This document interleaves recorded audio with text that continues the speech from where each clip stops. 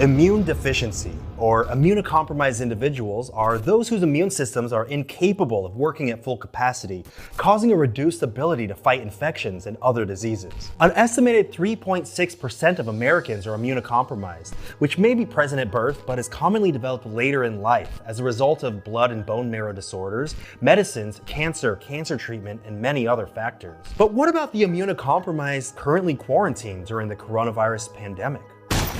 My name's Anthony Padilla, and today I'm going to be remotely sitting down with quarantined immunocompromised to learn what it's like to exist in a world in which coronavirus runs rampant and seriously threatens their health. Is remaining quarantined simply an act of overzealous caution? Or is the constant fear of contracting this virus that's infected well over 1 million people constantly tormenting them, causing them to live in a perpetual state of insurmountable dread? Zach! Hey Anthony, how's it going? Thank you so much for coming out and teaching me a little bit about the wondrous world of living with immunodeficiencies during the quarantine. What a wondrous world indeed. Right, yeah, maybe not the most appropriate word today. What do you consider yourself? An immunocompromised individual, immunodeficient? I'm immunosuppressed. I take a medicine to fight that disease, and the way that it works is it suppresses my immune system. How exactly are you specifically immunocompromised? I have an autoimmune disease called ankylosing spondylitis. Do you want to try saying that? Ankylosing spondylitis. You nailed it. I'm just gonna give a round of applause to myself, because why not? Because I nailed it. Basically, my body attacks itself. It thinks that my cartilage is a foreign invader. It eats it away and then replaces it with more bone. So the medicine has to tell the body, hey, stop developing antibodies. Antibodies, when they're out of control, bad. But antibodies are really important. Those are the things that fight infection and disease and viruses. Do you proudly tell people that you're immunocompromised, or is that something that you like to keep more as a secret? I wouldn't say it's something that I'm proud of, but I have a YouTube channel, I have a platform, and so I've felt somewhat of a responsibility, but also mostly an opportunity to talk about what I'm going through, because I know that there are people out there who have it way worse than me, way harder than me, and they don't have that voice. They don't have that platform to share. And so I found it a really powerful thing to talk about my experience. How are you handling the current pandemic? I'm staying inside. My girlfriend is, doing all the shopping, but then is disinfecting herself and showering as soon as she gets home. Just throwing her body in bleach. Yeah. We have a bathtub, actually, that's just constant bleach. A tub of bleach, First couple layers of skin right off. You didn't need them anyway. It grows back. Yeah. How do you feel about the way the government is handling this pandemic? They're talking about 250,000 people dying as a success story. Yeah, they're saying that's on the low end. That is atrocious. That is disgusting. It's genocide by negligence. Even if the economy comes first to some people, that would destroy us in so many other ways, because our hospitals will be even more overrun than they already are. Our trust in the world as a safe place will be shattered, and the duration for which this will continue will extend way beyond what it could otherwise. How do you feel about people having coronavirus parties? You.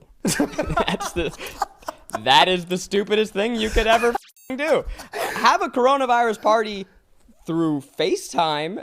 A coronavirus party is, you're literally saying, hey, you guys want to incubate a disease? Yeah, many people see these numbers and they're like, oh, it's less deaths than a flu in a year, so it's nothing to worry about. I don't understand how we got to this point where disinformation is spread so enthusiastically, and science has become opinion. I don't know anything more than any other person, except for the fact that I listen to scientists. There's data that is available. We're not making this up. Maya K wants to know how you feel about the discussion that people want to go back to work and are willing to potentially die for their economy. The economic turmoil from this is absolutely real, it is absolutely heartbreaking, and it is terrible. But if we spread this out, studies show it is going to be a lot worse. If we can band together and take care of this now in the immediate, we're going to be able to get back to work. We're all going to be able to get back to life as normal. But if we don't, if this just continues to pop up over the country, we're going to be in this pattern for the next 12 to 18 months while we wait for a vaccine. Sarat Varanasi wants to know how careful you had to be before COVID-19 and how that's changed since the outbreak. My life now is night and day. I'm essentially a glorified shut-in. I am genuinely afraid of people when I see them on the street. I am afraid to touch the handrails in my apartment building.